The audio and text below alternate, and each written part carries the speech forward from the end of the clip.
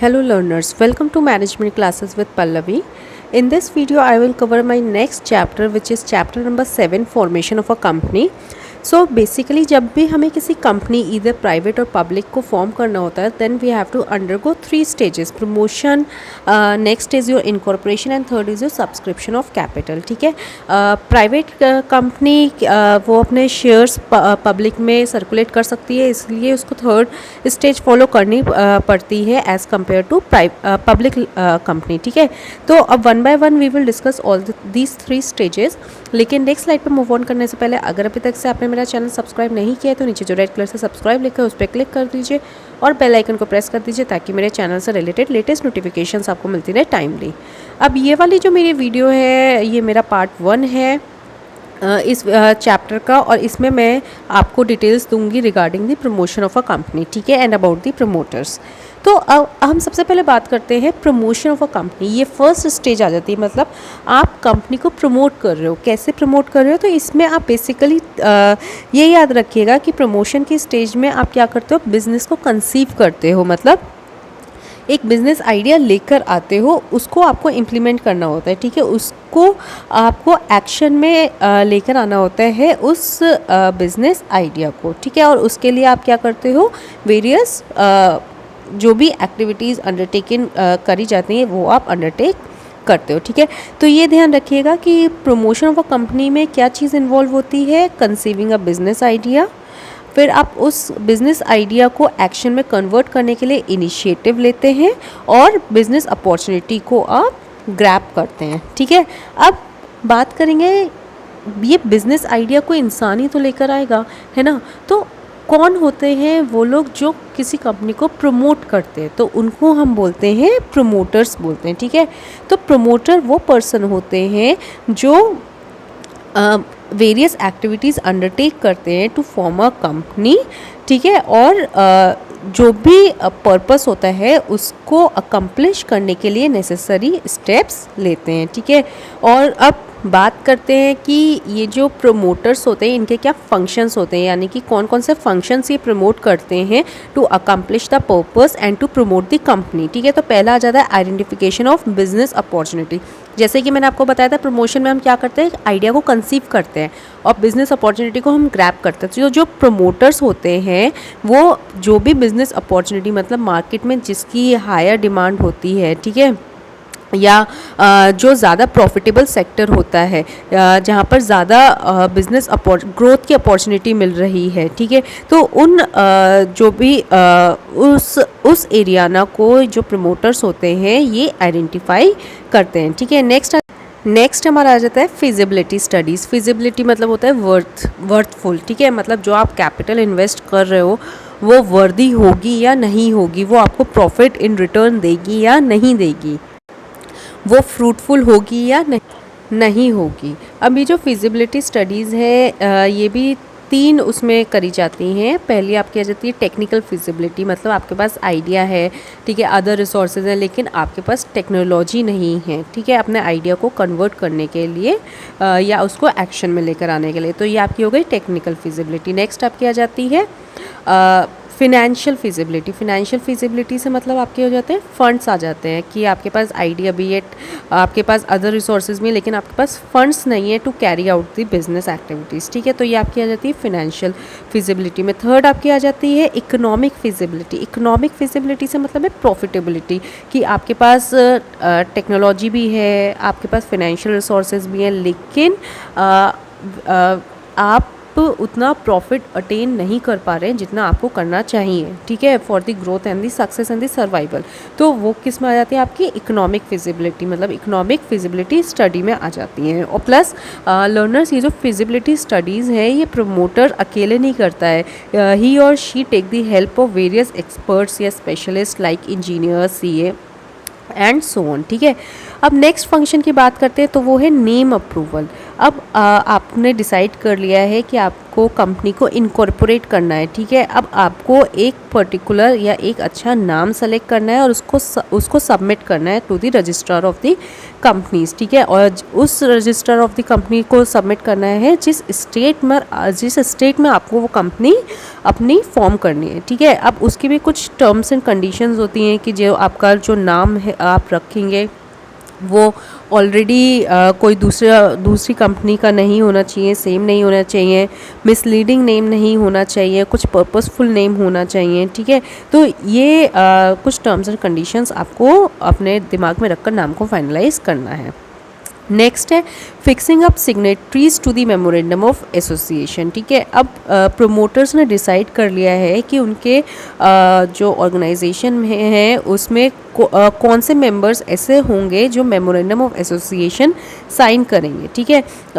तो यूजुअली ये वो लोग होते हैं जो first director of the company होते हैं, ठीक है। तो फिक्सिंग अप सिग्नेटरीज का मतलब उन लोगों को फिक्स कर देना या उन मेंबर्स को डिसाइड कर लेना जो मेमोरेंडम ऑफ एसोसिएशन को पर सिग्नेचर देंगे अपने। नेक्स्ट आपका आ जाता है अपॉइंटमेंट ऑफ प्रोफेशनल्स। मतलब इसमें जो प्रोमोटर्स हैं उनको कुछ प्रोफेशनल्स जैसे कि आपके मर्चेंटाइल बैंकर्स हो गए, ऑडिटर्स हो गए, इनको अपॉइंट करना होता है। वो इनको क्यों अपॉइंट करते हैं? क्योंकि ये जो प्रोफेशनल्स होते हैं वो उनको असिस्ट करते हैं कि आप डॉक्यूमेंट्स कौन से तैयार करें और किस तरीके से तैयार करें जो रजिस्टर ऑफ द कंपनीज में सबमिट होने हैं। नेक्स्ट है प्रिपरेशन ऑफ नेसेसरी डॉक्यूमेंट्स।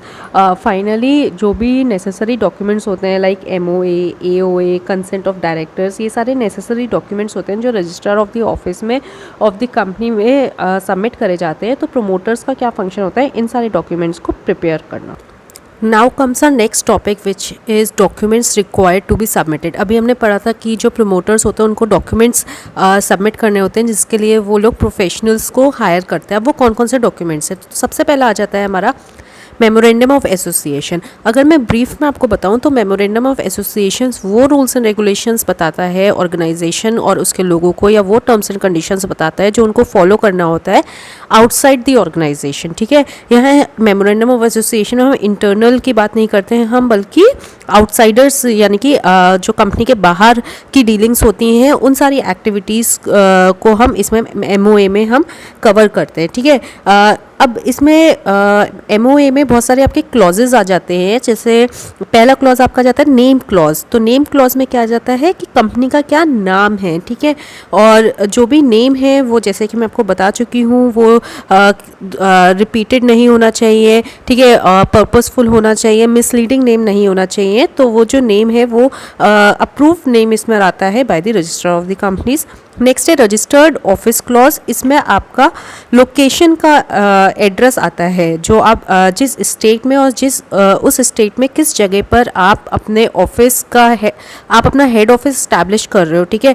तो वो एड्रेस किस में आता है? रजिस्टर्ड ऑफिस क्लॉज में आता है। ऑब्जेक्ट क्लॉज जैसे कि ऑब्जेक्टिव से कि आपका क्या ऑब्जेक्ट है, क्या उद्देश्य है, क्यों आपने ये एंटिटी या ये ऑर्गेनाइजेशन को इस्टेब्लिश करा है, ठीक है। तो ये आपके आ जाते हैं ऑब्जेक्ट क्लॉज में। नेक्स्ट है आपका लाइबिलिटी कॉज।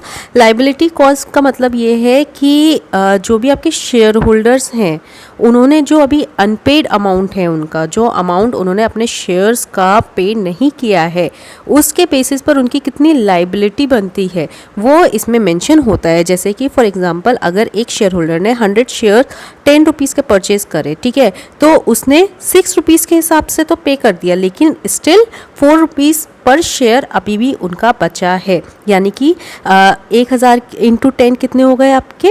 10,000 शेयर्स हो गए। अब उसने 6 रुपये तो पे कर दिए, यानी कि उसने 6,000 के तो शेयर्स का पैसा कंपनी को दे दिया, लेकिन अभी भी 4,000 का पैसे की लाइबिलिटी उसके पास है। तो वो 4,000 अनपेड अमाउंट किस में आ जाता है? लाइबिलिटी कॉज में आ जाता है।